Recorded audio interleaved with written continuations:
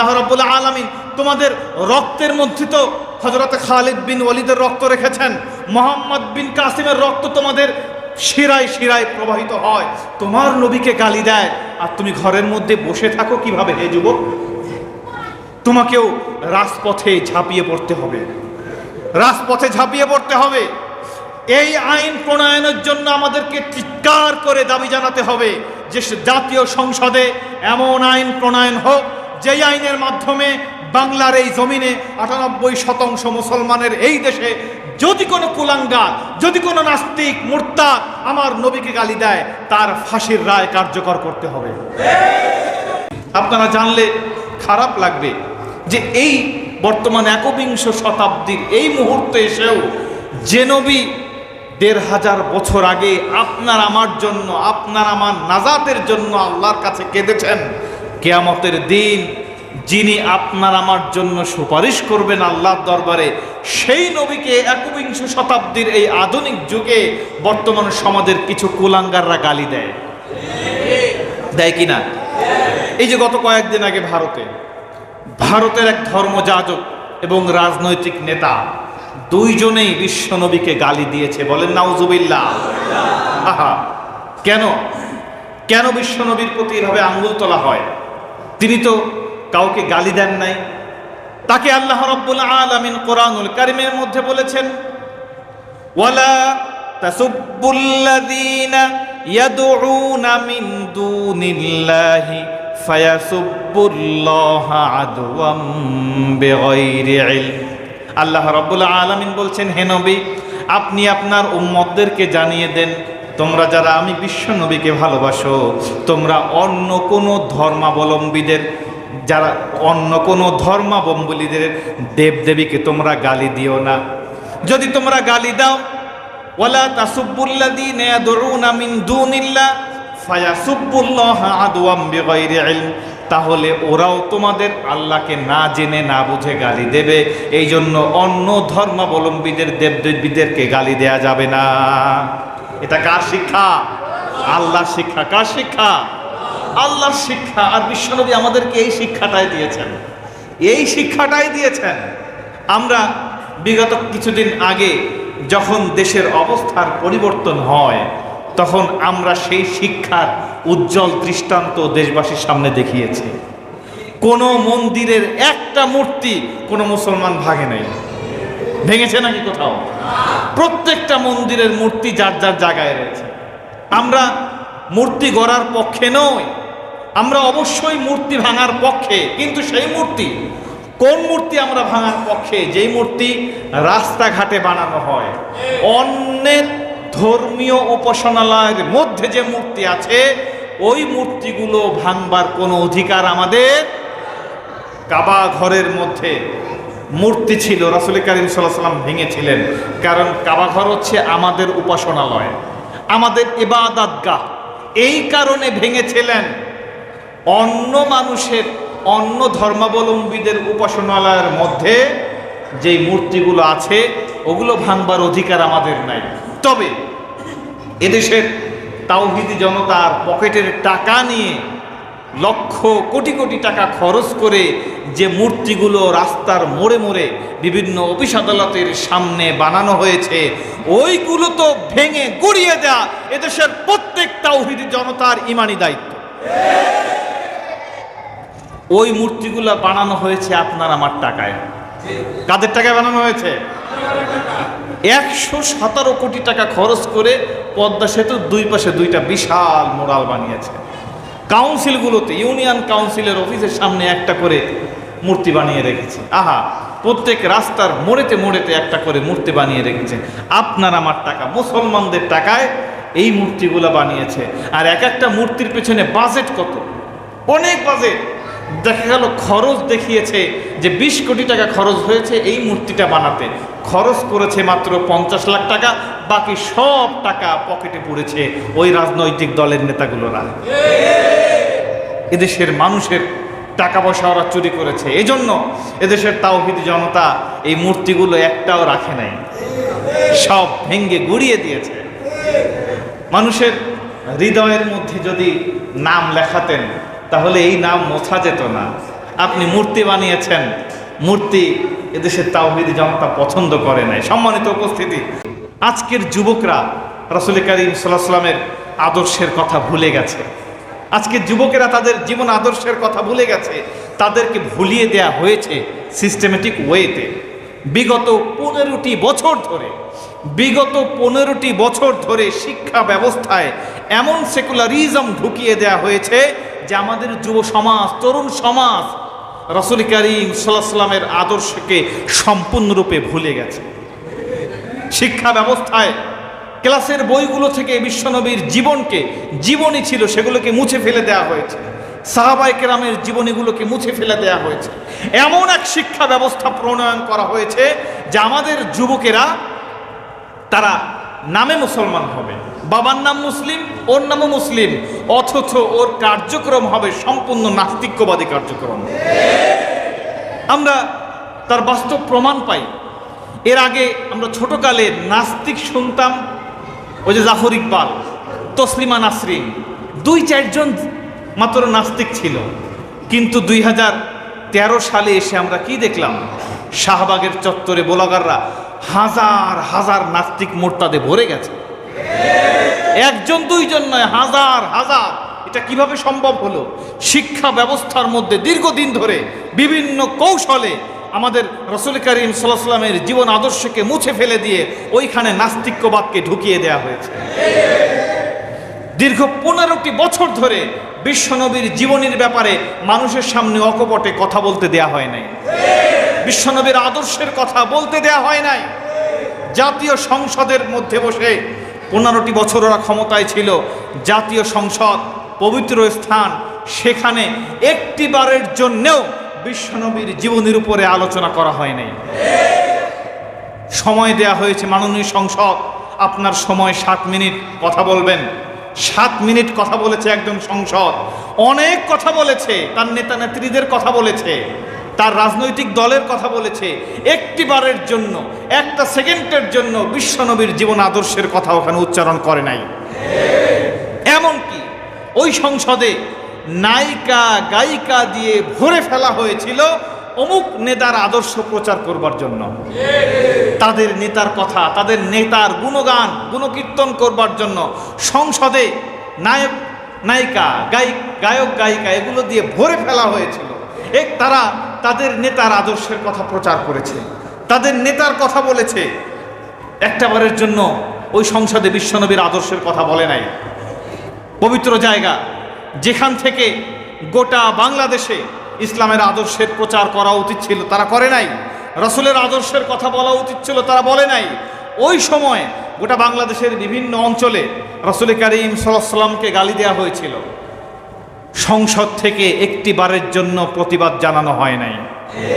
তারা তো ইচ্ছা করলে পারত একটি আইন প্রণয়ন করতে যে বিশ্বনবীর প্রতি যদি কেউ গালি দেয় তাহলে তার ফাঁসির আদেশ দিতে হবে। এই আইন তারা প্রণয়ন করতে পারতো না? করে নাই।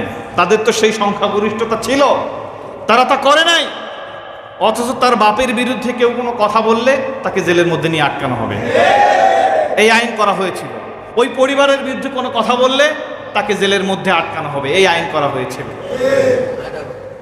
ওই সময় থাবা বাবা নামে একজন ফেসবুক আইডি, ইউটিউব আইডির ব্লগার রাজীব নাম ছেলেটার, একটা ফেক আইডি ব্যবহার করতো থাবা বাবা। এই থাবা বাবা আইডিতে ও বিশ্বনবী মুহাম্মদুর রাসূলুল্লাহ সাল্লাল্লাহু আলাইহি ওয়াসাল্লামের প্রতি এবং উম্মুল মুমিনিন গোটা পৃথিবীর সকল উম্মতে মুহাম্মাদের হৃদয়ের স্পন্দন, শ্রদ্ধার জায়গা উম্মুল মুমিনিন রাসূলের স্ত্রীগণ, তাদের ব্যাপারে এত কটূক্তিমূলক মন্তব্য করেছে, এত খারাপ খারাপ ভাষায় ওইখানে কথা বলেছে, যা শুনলে যা পড়লে একজন ইমানদার যার অন্তরের মধ্যে ন্যূনতম ঈমান আছে তার রক্তের মধ্যেও আগুন ধরে যায়, এমন খারাপ কথা বলেছে। এই ছেলেটা, এই ব্লগার রাজীব, সে যখন বিশ্বনবীকে গালি দিল তার বিরুদ্ধে রাষ্ট্রের পক্ষ থেকে কোনো ব্যবস্থা নেওয়া হয় নাই, কোনো কথাই বলা হয় নাই।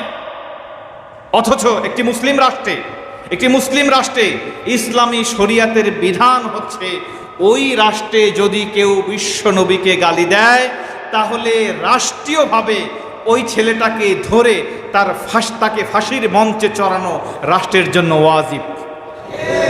এটি ইসলামী শরিয়াতের বিধান।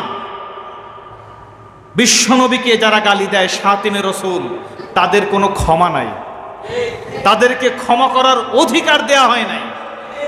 তাদের একটাই মাত্র শাস্তি, তা হচ্ছে ফাঁসি।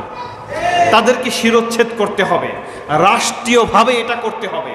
যদি রাষ্ট্র এটা না করে, ক্ষমতাসীনরা যদি এটা না করে, প্রশাসন যদি এই ব্যবস্থা না করে, তাহলে সকল আইম্মায়ে মুজাহিদিন একমত, সকল আলেম ওলামারা এই ব্যাপারে একমত যে শাতিমে রসুলকে যদি রাষ্ট্রীয়ভাবে ফাঁসি না দেয়া হয়, তাহলে দেশের সকল ইমানদারেরা যার ক্ষমতা আছে, যে ইচ্ছা যেভাবে পারে ওই শাতিমে রসুলকে হত্যা করতে হবে। এ ব্যাপারে সকল আলেমরা একমত, স্পষ্ট কথা, শাতিমে রসুলকে হত্যা করতে হবে। ওই যে রঙ্গিলা রসুল লিখেছিল ভারতের একজন লেখক, তার বিরুদ্ধে ইলমুদ্দিন নামে একজন কাঠমিস্ত্রি, সামান্য কাঠমিস্ত্রি, সে যখন বইটা পড়ল, তার ইমানের, তার অন্তরের মধ্যে আগুন জ্বলে গেল। সে তার মায়ের কাছ থেকে বিদায় নিয়ে এই রঙ্গিলা রসুলের লেখক তার বাড়ির সামনে দিয়ে পালিয়ে আছে। দীর্ঘদিন ধরে অপেক্ষায় আছে, কখনো বের হয়। অনেকদিন অপেক্ষার পরে একদিন বের হয়েছে। তাকে বের হবার সাথে সাথে ছুরি দিয়ে এফর ওফর করে দিয়ে মেরে ফেলেছে, হত্যা করেছে। ব্রিটিশ শাসনামল এই ইলমুদ্দিনকে গ্রেফতার করা হয়। ইলমুদ্দিনের পক্ষে মুসলিম যে সকল আইনজীবীরা তখন ছিলেন, তারা লড়াই করছেন সুপ্রিম কোর্টে।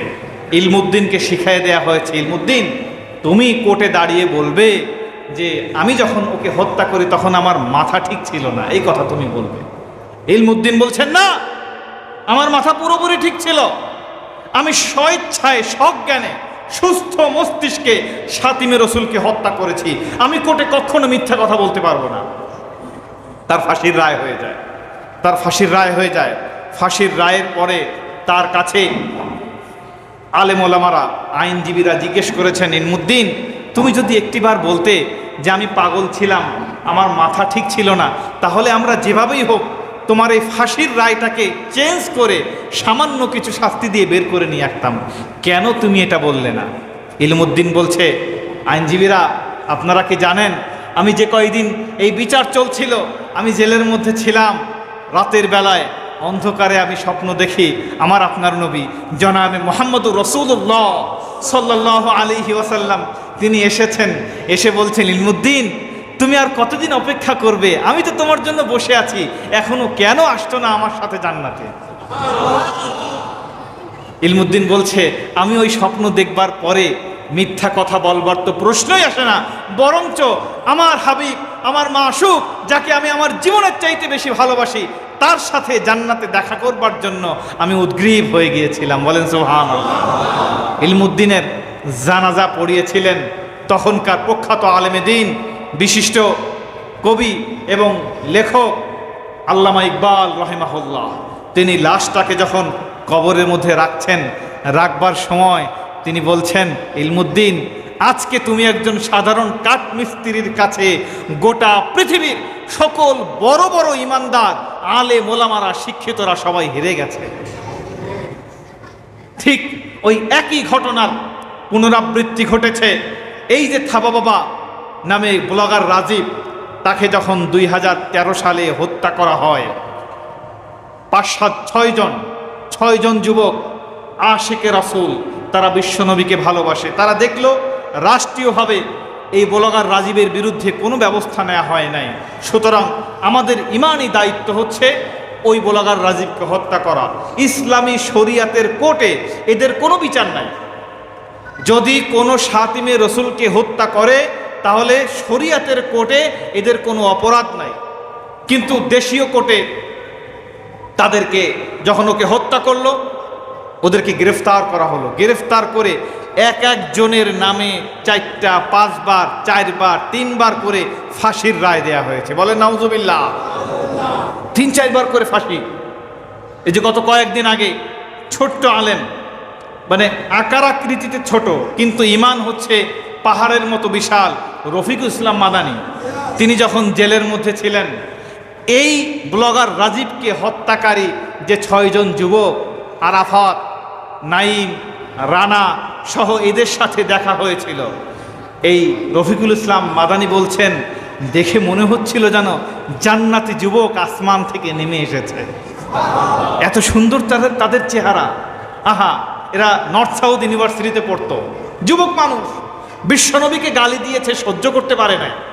যে হত্যা করেছে জীবন চলে যাবে তো কি হয়েছে, তারপরও আমার বিশ্বনবীকে যে গালি দিয়েছে, আমার ভালোবাসার নবীকে যে গালি দিয়েছে, তার এক মুহূর্ত এই জমিনে বেঁচে থাকবার কোনো অধিকার নাই।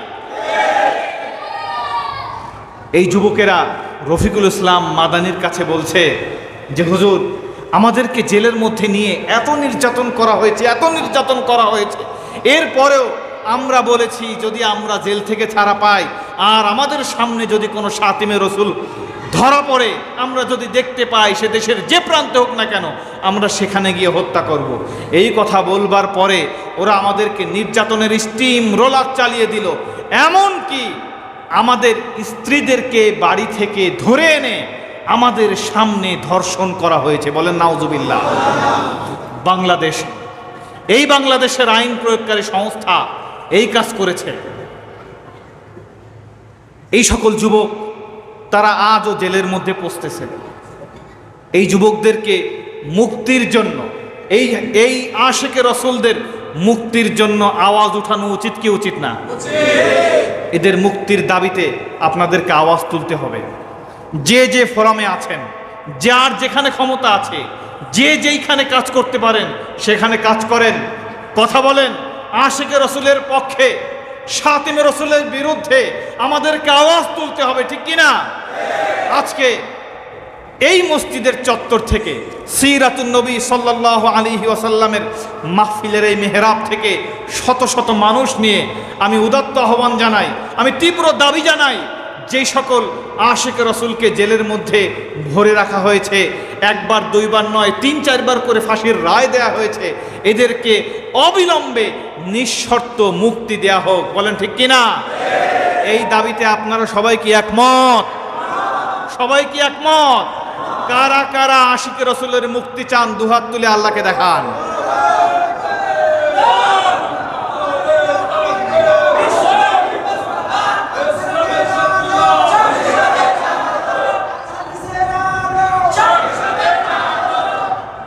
সম্মানিত উপস্থিতি, সুপ্রিয় তাওহীদি জনতা, আমি আপনাদেরকে এ কথাই বলতে চাই যে যে সংসদ, এই সংসদে বসে এমন একটা আইন প্রণয়ন করা হোক যে আইনের মাধ্যমে এই জমিনে আর বিশ্বনবীকে কেউ গালি দিতে পারবে না। এমন আইন আমরা এই সংসদে দেখতে চাই, যেই সংসদে বসে অমুক নেতার আদর্শ ফুলের মতো পবিত্র, অমুক নেতার চরিত্র ফুলের মতো পবিত্র, এই সকল সংবাদ, এই সকল গুণগান আর আমরা শুনতে চাই না। এই জাতীয় সংসদকে আমরা ধিক্কার জানাই। বিগত 15টি বছর ধরে অমুকের বাপের আদর্শ, অমুকের স্বামীর আদর্শ, অমুকের ভাইয়ের আদর্শ, অমুকের খালুর আদর্শ, এই নিয়েই সংসদ ভরেছিল। এই জাতীয় সংসদ আমরা আর দেখতে চাই না। আগামী দিনে আমরা কোরআনের সংসদ দেখতে চাই, আগামী দিনে আমরা হাদিসের সংসদ দেখতে চাই, আগামী দিনে রাসূলের প্রতি ভালোবাসায় উদ্বুদ্ধ এক ঝাঁক সংসদ সদস্য দিয়ে ওই সংসদ ভরে আছে, এই দৃশ্য আমরা দেখতে চাই। আগামী দিনে এদেশ কোরআনের শাসন চলছে এবং জাতীয় সংসদের সামনে ইসলামের পতাকা, কালেমার পতাকা পথ করে উঠছে, এই দৃশ্য আমরা দেখতে চাই। সবাই কি রাজি আছেন দেখতে? ইনশাআল্লাহ সবাই রাজি আছেন? কারা কারা এই জমিনে কোরআনের রাজ দেখতে চান দুহাত তুলে আল্লাহকে দেখান।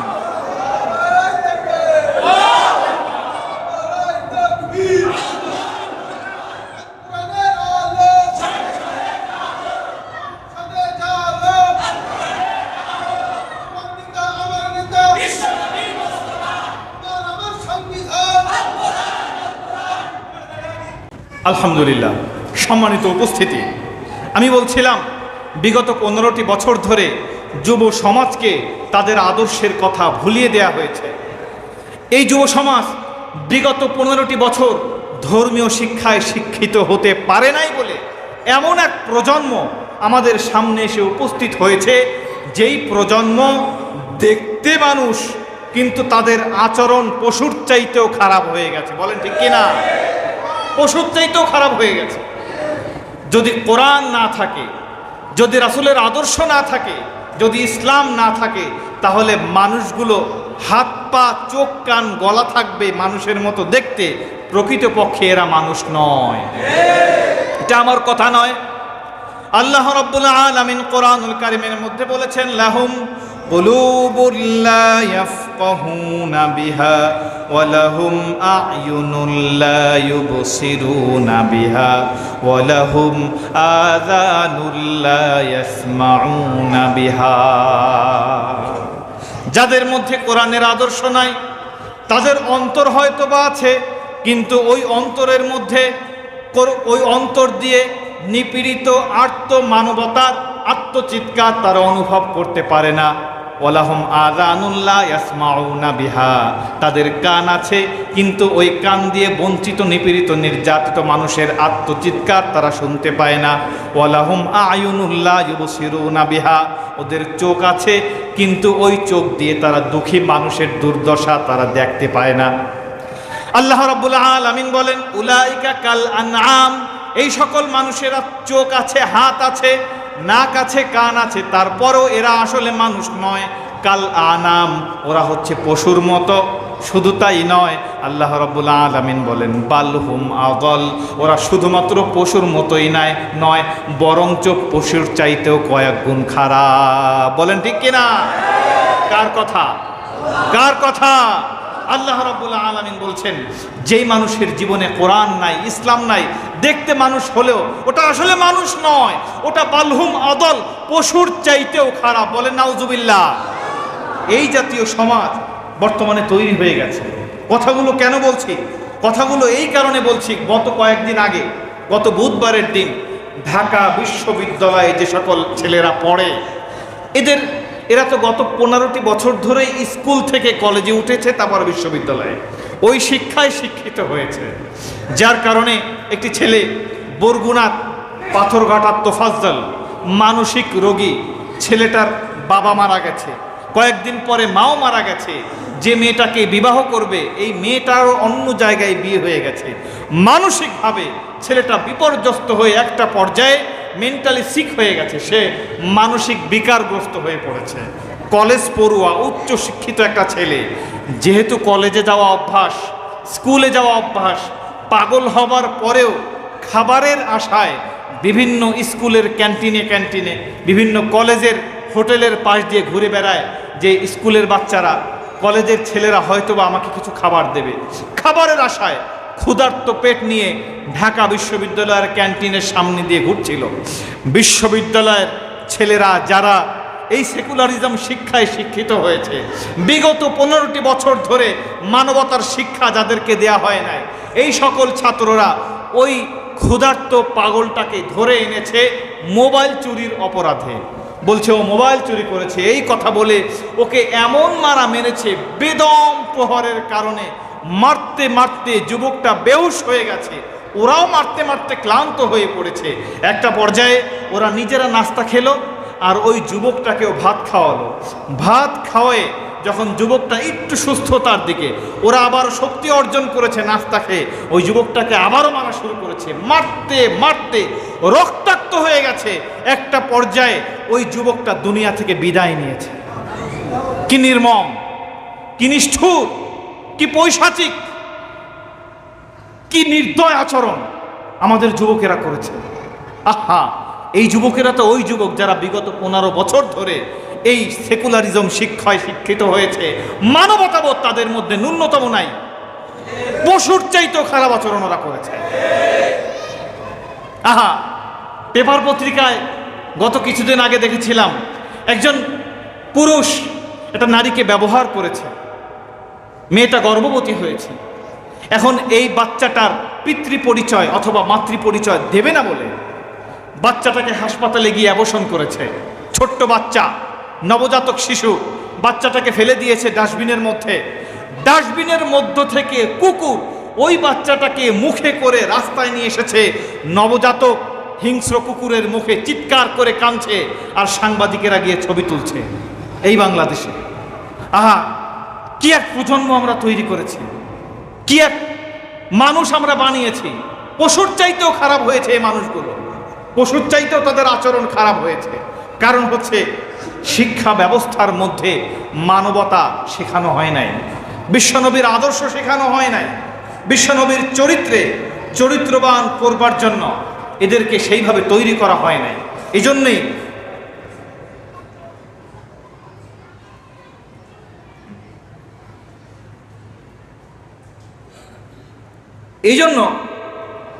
এই যে এই বাচ্চারা, এই যুবকেরা বর্তমানে এই জাতীয় আচরণ করছে। আমাদেরই সমাজের একজন মেয়ে ঐশী রহমান নাম, নেশার টাকা আদায়ের জন্য নিজের ঔরসজাত, নিজের পিতা, জন্মদাতা পিতাকে জবাই করে হত্যা করেছে। ঐশী রহমানের নাম শুনেছেন না আপনারা? এই শিক্ষা অর্জন করেছে ও। কোরআনের শিক্ষা যদি যুবকদের মধ্যে না থাকে তাহলে এই জাতীয় আচরণই করবে। আল্লাহ রাব্বুল আলামিন এই জন্য বিশ্ব মানবতার মুক্তির জন্য রাসূল করিম সাল্লাল্লাহু আলাইহি ওয়াসাল্লামকে পৃথিবীতে পাঠিয়েছিলেন, যুব সমাজকে আমূল পরিবর্তন করে একটি সুন্দর, সুশৃঙ্খল, সমৃদ্ধশালী, মানবতাবাদী সমাজ বিনির্মাণের জন্য আল্লাহ রাব্বুল আলামিন এই কোরআনকে, বিশ্বনবীকে পৃথিবীতে পাঠিয়েছেন। বলেন ঠিক কিনা? ও যুবক, তোমরা বিশ্বনবীর আদর্শের দিকে ফিরে আসো, তোমরা বিশ্বনবীর আদর্শে আদর্শবান হও। তোমাদের পূর্বসূরীদের কথা মনে করো। তোমাদের পূর্বসূরি তো মোহাম্মদ বিন কাসেম, যার কাছে চিঠি গিয়েছিল মরক্কোর হাজ্জাজ বিন ইউসুফ, ইসলামী একজন খেলাফতের গভর্নর, তার কাছে চিঠি গিয়েছে ভারতের সিন্ধু প্রদেশ থেকে একজন নারী, ওদের কারাগারে বন্দী, নির্যাতনের শিকার। চিঠি পাঠিয়েছে যেভাবেই হোক যে আমি নির্যাতনের শিকার, তোমরা মুসলমানরা আমাকে সাহায্য করো। হাজ্জাজ বিন ইউসুফ তার ভ্রাতুষ্পুত্র 17 বছর বয়স মোহাম্মদ বিন কাসিমকে বলল যে একজন নির্যাতিতা নারী সাহায্যের জন্য চিঠি পাঠিয়েছে, তুমি কি যাবে? মোহাম্মদ বিন কাসিম বললেন, আমাকে সৈন্য দেন, আমি সেখানে গিয়ে এই নারীকে উদ্ধার করব। মাত্র 313 জন সৈন্য দেয়া হলো। মোহাম্মদ বিন কাসিম ঘোড়া ছুটালেন, দৌড়ে আসলেন ভারতের এই সিন্ধু প্রদেশে রাজা দাহিরের ওই মসনদকে তছনছ করে দিয়ে ভারতের ওই সিন্ধুতে ইসলামের পতাকা পথ করে উড়ালেন। বলেন ঠিক কিনা? সেই মোহাম্মদ বিন কাসিমের উত্তরসূরি তো তোমরা যুবকেরা। তোমাদের পূর্বসূরি ছিল তারেক বিন জিয়াদ। স্পেন থেকে 2 জন নারী চিঠি লিখেছিল মরক্কোর গভর্নরের কাছে যে আমাদেরকে নির্যাতন করা হয়েছে। মরক্কোর গভর্নর তারেক বিন জিয়াদকে মাত্র 3000 সৈন্য দিয়ে জাহাজে করে পাঠিয়েছেন, স্পেনের উপকূলে অবতরণ হয়েছে। স্পেনে নামবার পরে তারেক বিন জিয়াদ পেছনের জাহাজটাকে জ্বালিয়ে দিয়েছেন।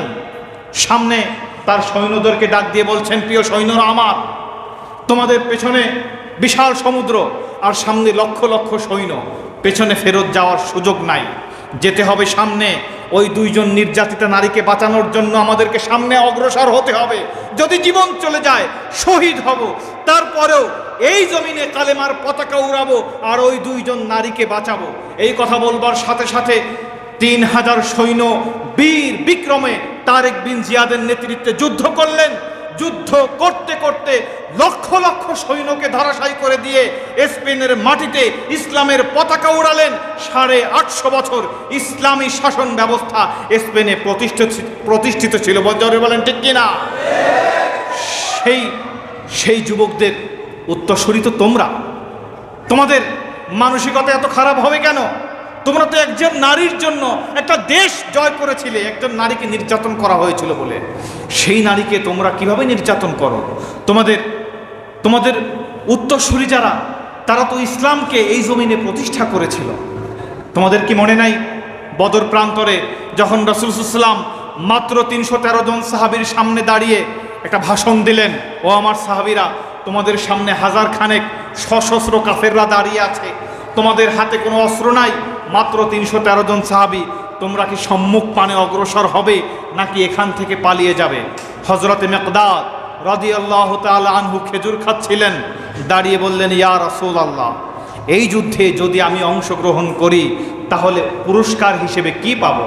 রাসূল করিম সাল্লাল্লাহু আলাইহি ওয়াসাল্লাম বললেন, তুমি যদি অংশগ্রহণ করো আর যদি শহীদ হতে পারো তাহলে আল্লাহ রাব্বুল আলামিন তোমাকে এমন জান্নাত দেবেন যেই জান্নাতের তলদেশ দিয়ে নহর প্রবাহিত হয়। হযরত মিকদাদ খেজুর খাচ্ছিলেন, হাতের খেজুরগুলোকে ছুঁড়ে ফেলে দিলেন আর বললেন, বাকি খেজুরগুলো খেতে গেলে তো আমার জান্নাতে যেতে দেরি হয়ে যাবে। এই কথা বলে তিনি তরবারি নিয়ে বীর বিক্রমে ঝাঁপিয়ে পড়লেন, শত শত কাফেরকে ধরাশায়ী করে দিয়ে তিনি নিজেও শহীদ হয়ে গেলেন। রাসূল করিম সাল্লাল্লাহু আলাইহি ওয়াসাল্লাম ওই মিকদাদ রাদিয়াল্লাহু তাআলা আনহুর লাশটাকে কোলে তুলে নিলেন।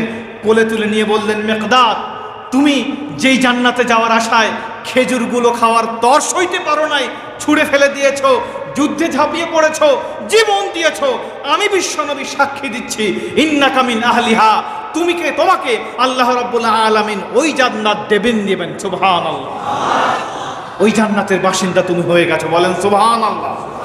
সেই হযরত মিকদাদের উত্তরসূরি তো পূর্বসূরি তো তোমরা। ও যুবকেরা, তোমাদের কি মনে নাই হযরতে মুআজের কথা? হযরতে মুআজের কথা, বিশ্বনবীকে আবু জেহেল আঘাত করেছিল, এই কথা হযরতে মুআজ আর মাস, ছোট্ট ছোট্ট দুইজন যুবক এই কথা শুনেছে, তরুণ মানুষ। শুনবার পরে তাদের দিলের মধ্যে রক্ত টকবক করে ফুটছে। তারা বলল, ইয়া রাসূলুল্লাহ, আমরা যুদ্ধে যেতে চাই। বিশ্বনবী বললেন, তোমরা ছোট, যাওয়া যাবে না। তাদের আগ্রহ দেখে একটি পর্যায়ে রাজি হলেন। যুদ্ধের ময়দানে তারা ঝাঁপিয়ে পড়ল। একজন সাহাবীকে জিজ্ঞেস করছেন, বিশ্বনবীকে যে আবু জেহেল আঘাত করেছে সে আবু জেহেল কইটু দেখায় দাও। দেখিয়ে দেয়া হলো। কেমন যেন বাস পাখির মতো ছো মেরে সামনের দিকে দুই ভাই এগিয়ে গেল। আবু জেহেল বড় একটা ঘোড়ার উপরে বসে যুদ্ধ করছিল। দুই ভাই দুই পাশে দাঁড়িয়ে দাঁড়িয়ে আবু জেহেলের সাথে যুদ্ধ করছে। আবু জেহেল তো একজন দক্ষ যোদ্ধা। তিনি যুদ্ধ করতে করতে এমন একটা পর্যায়ে চলে আসলো, দুই ভাইয়ের এক ভাই হযরতে মাস, তার হাতে কোপ লেগেছে, বাম হাতে কোপ লেগেছে, বাম হাতটা ঝুলে পড়েছে। ডান হাত দিয়ে তিনি লড়াই চালিয়ে যাচ্ছিলেন। একটি পর্যায়ে দেখতে পেলেন তার বাম হাত এমনভাবে নাড়াচাড়া করছে যে ডান হাত দিয়ে তরবারি চালানো কষ্ট হয়ে যাচ্ছে। তিনি বাম হাতের এই ডিস্টার্ব থেকে মুক্তি পাওয়ার জন্য তিনি তার বাম হাতকে ডান পায়ের নিচে পাড়ায় ধরে টান দিয়ে ছিঁড়ে ফেললেন আর জোরে আবু জেহেলের গর্দানের উপরে আঘাত করে আবু জেহেলকে দুনিয়া থেকে বিদায় করে দিলেন। বলেন সুবহানাল্লাহ। সেই যুবক এখনো কি এই সমাজে নাই? এই সমাজে কি এই ধরনের বীর বিক্রমী যুবক কি এখনো নাই? তোমাদের উত্তরসূরি তো তারা, তোমরা তাদের পূর্বসূরি। আল্লাহ রাব্বুল আলামিন তোমাদের রক্তের মধ্যে তো হযরত খালিদ বিন ওয়ালিদের রক্ত রেখেছেন, মুহাম্মদ বিন কাসিমের রক্ত তোমাদের শিরায় শিরায় প্রবাহিত হয়। তোমার নবীকে গালি দেয় আর তুমি ঘরের মধ্যে বসে থাকো কিভাবে? হে যুবক, তোমাকেও রাজপথে ঝাঁপিয়ে পড়তে হবে। এই আইন প্রণয়নের জন্য আমাদেরকে চিৎকার করে দাবি জানাতে হবে যে জাতীয় সংসদে এমন আইন প্রণয়ন হোক যেই আইনের মাধ্যমে বাংলার এই জমিনে 98% মুসলমানের এই দেশে যদি কোনো কুলাঙ্গার, যদি কোনো নাস্তিক মুরতাদ আমার নবীকে গালি দেয় তার ফাঁসির রায় কার্যকর করতে হবে। এই আইন প্রণয়ন করা দরকার আছে কিনা? সবাই বলেন আছে কিনা? আইন হতেই হবে। 2 নম্বর দাবি আমাদের আজকের এই সিরাজ মাহফিল থেকে, যে শিক্ষা ব্যবস্থা বিগত 15টি বছর ধরে প্রণয়ন করা হয়েছে, আমরা শুনতে পাচ্ছি এই শিক্ষা ব্যবস্থা পরিবর্তনের জন্য নতুন কমিটি করা হয়েছে। এই কমিটিতে আমরা দাবি জানাবো আলেমে দিন যারা ইসলামিক স্কলার তাদেরকে এই কমিটিতে অন্তর্ভুক্ত করতে হবে। বিশ্ববিদ্যালয়, কলেজ, স্কুল, মাদ্রাসা প্রত্যেকটা সিলেবাসে এই আলেমদের কাছ থেকে পরামর্শ নিয়েই নতুন সিলেবাস প্রণয়ন করতে হবে এবং স্কুল লেভেল থেকে শুরু করে, প্রাইমারি স্কুল থেকে শুরু করে বিশ্ববিদ্যালয় পর্যন্ত প্রতিটি ক্লাসে সব ছাত্রদের জন্য বিশ্বনবীর জীবন আদর্শ বাধ্যতামূলক করতে হবে। কোরআনের শিক্ষা ক্লাস 1 থেকে নিয়ে শুরু করে মাস্টার ডিগ্রি পর্যন্ত প্রতিটি ক্লাসে কোরআনের শিক্ষা নতুন সিলেবাসে ঢুকিয়ে দিতে হবে। বলে যেমন ঠিক কিনা? এটি যদি করা যায় তাহলে অদূর ভবিষ্যৎ আগামী দিন হবে ইসলামের দিন, ঠিক কিনা? এই যুবক, তোমাদেরকে তো ওরা ওদের গণতন্ত্র প্রতিষ্ঠার জন্য ব্যবহার করতে চায়, তোমাদেরকে তো ওরা ওদের পুঁজিবাদী অর্থ ব্যবস্থা প্রণয়নের জন্য প্রতিষ্ঠার জন্য তোমাকে ব্যবহার করতে চায়। তোমাকে ওরা আব্রাহাম লিঙ্কনের গণতন্ত্র প্রতিষ্ঠার জন্য তোমাকে জীবন দিতে বলে, তোমাকে মাও সেতুং লেনিনের সমাজতন্ত্র পুঁজিবাদ এগুলো প্রতিষ্ঠার জন্য জীবন দিতে বলে। কিন্তু আমি বলি, হে যুবক, সমাজতন্ত্রের জন্য গণতন্ত্রের জন্য তোমাকে জীবন দিলে হবে না। জীবন যদি তোমাকে দিতে হয় কোরআনের জন্য জীবন দিতে হবে, জীবন যদি দিতে হয় ইসলামের জন্য জীবন দিতে হবে, জীবন যদি দিতে হয় তোমাকে বিশ্বনবীর আদর্শ প্রতিষ্ঠার জন্য জীবন দিতে হবে। তাহলে ইহকালীন শান্তি এবং পরকালীন মুক্তি হবে ইনশাআল্লাহ।